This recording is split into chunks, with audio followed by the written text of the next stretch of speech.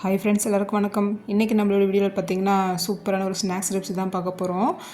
பசங்களுக்கு பார்த்திங்கன்னா ஸ்கூலை விட்டு வந்தோடனே ஏதாவது நல்லா க்ரன்ச்சியாக ஏதாவது சாப்பிடணும் போல இருந்தால் இந்த ஸ்நாக்ஸ் ட்ரை பண்ணுங்கள். ரொம்ப ரொம்ப நல்லாயிருக்கும். ஈஸியாகவும் பண்ணிடலாம். ஸ்டவ்வில் ஒரு கடாய் வச்சுக்கலாங்க. இதில் 1 ஸ்பூன் அளவுக்கு எண்ணெய் விட்டுட்டு 1 ஸ்பூன் ஜீரகம் சேர்த்துக்கலாம். ஜீரகம் நல்லா பொரியணும். பாருங்கள், இந்தளவுக்கு நல்லா பொரிஞ்சதுக்கப்புறம் 1.5 கப் அளவுக்கு தண்ணி விட்டுக்கலாம். தண்ணி நல்லா கொதிஞ்சு வரணும். நான் வெறும் ஜீரகம் மட்டும் சேர்த்துருக்கேன். இதோட நீங்கள் விருப்பப்பட்ட சில்லி ஃப்ளக்ஸ் கூட சேர்த்துக்கலாம். தண்ணி நல்லா கொதிஞ்சதுக்கப்புறம் 1 கப் அளவுக்கு ரவை சேர்த்துக்கலாங்க. வறுத்த ரவை, வறுக்காத ரவை எதாக இருந்தாலும் பரவாயில்ல. நான் உப்புமா ரவை தான் சேர்த்துருக்கேன். 1 கப் அளவுக்கு சேர்த்துக்கலாம். நம்ம தண்ணி எதில் நம்ம எடுத்தோமோ அதே ரவையும் நம்ம எடுத்துக்கணும். 1.5 கப் அளவுக்கு தண்ணி விட்டுட்டு 1 கப் அளவுக்கு ரவை சேர்த்துட்டு இந்த மாதிரி அடுப்பை சிம்மில் வச்சுட்டு இந்த மாதிரி நல்லா கலந்து விட்டுக்கலாங்க. ரவை பார்த்திங்கன்னா நல்லா வெந்து வரணும். இந்த மாதிரி நல்லா சுருண்டு நல்லா ஒட்டாமல் நல்லா வெந்து வரணும். பாருங்கள், நல்லா வெந்து வந்துடுச்சு. இப்போ ஸ்டவ்வை ஆஃப் பண்ணிவிட்டு ஒரு மூடி போட்டு வச்சிடலாம். ரவை பார்த்திங்கன்னா ஒரு கை பொறுக்கிற சூட்டுக்கு வரணும். அது இருக்கட்டும். கிழங்கு பார்த்திங்கன்னா 2 உருளைக்கிழங்கு வேக வச்சு எடுத்து வச்சுருக்கேன். மீடியம் சைஸில் 2 கிழங்கு வேக வச்சு எடுத்துருக்கேன். தோல் எடுத்துக்கலாம். பாருங்கள், தோல் நல்லா உரிச்சிட்டு இந்த மாதிரி காய் சீவுறதில் சீவி எடுத்துக்கலாங்க.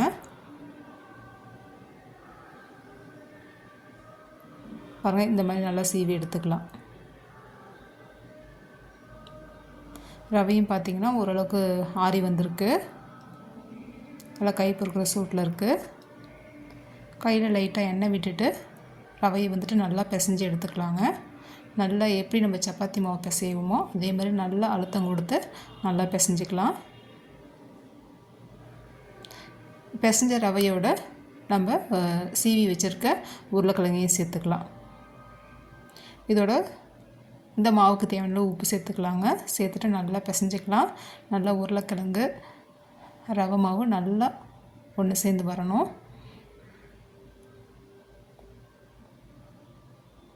நல்லா பிசைஞ்சிக்கலாம். இந்த மாதிரி நல்லா அழுத்தம் கொடுத்து நல்லா பிசைஞ்சிக்கலாம். பாருங்கள், இந்தளவுக்கு நம்ம பிசைஞ்சிருக்கோம். இது இருக்கட்டும். கையில் லைட்டாக எண்ணெய் தடவிட்டு இந்த மாவுலேருந்து கொஞ்சமாக இந்த மாதிரி சின்னதாக இந்த மாதிரி இந்த அளவுக்கு எடுத்துக்கலாம். எடுத்துகிட்டு இந்த மாதிரி நல்லா உருட்டிட்டு இந்த மாதிரி தட்டையாக தட்டிக்கலாங்க. பாருங்கள், இந்த மாதிரி சிலிண்டர் ஷேப்பில் நான் இந்த மாதிரி உருட்டியிருக்கேன். இதே மாதிரி மீதி இருக்கிற மாவையும் நம்ம இந்த மாதிரி ஊட்டி எடுத்துக்கலாம். பசங்களுக்கு பார்த்திங்கன்னா ரொம்ப ரொம்ப பிடிக்குங்க. அந்த ஸ்நாக்ஸ் நீங்கள் செஞ்சு கொடுங்க. ரொம்ப ரொம்ப விரும்பி சாப்பிடுவாங்க. வீட்டில் 1 கப் ரவை மட்டும் இருந்தால் போதும். உடனே ட்ரை பண்ணி செஞ்சு கொடுங்க. ரொம்ப நல்லாயிருக்கும். நல்லா கிறிஸ்பியாக நல்லா மொறு மொறுன்னு நல்லா சாப்பிட்றதுக்கு ரொம்ப டேஸ்ட்டாக இருக்கும்.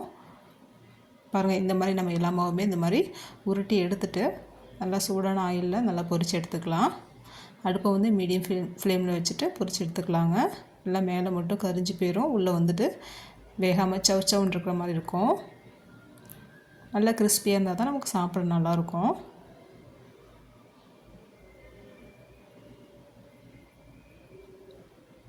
நல்லா 2 சைடும் நல்லா எல்லா சைடும் நல்லா இந்த மாதிரி திருப்பி போட்டு ஃப்ரை பண்ணி எடுத்துக்கலாம். பாருங்கள், இந்தளவுக்கு நல்லா கலர் மாதிரி நல்லா முறுமுறுன்னு வரணும். நல்லா எண்ணெயை வடிச்சிட்டு எடுத்துக்கலாம்.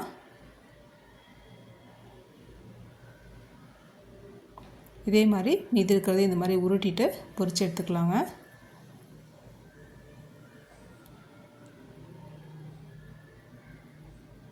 கண்டிப்பாக செஞ்சு கொடுங்க. ரொம்ப ரொம்ப ஈஸிங்க. ஒரு 10லேருந்து 15 நிமிஷத்தில் செஞ்சிடலாம்.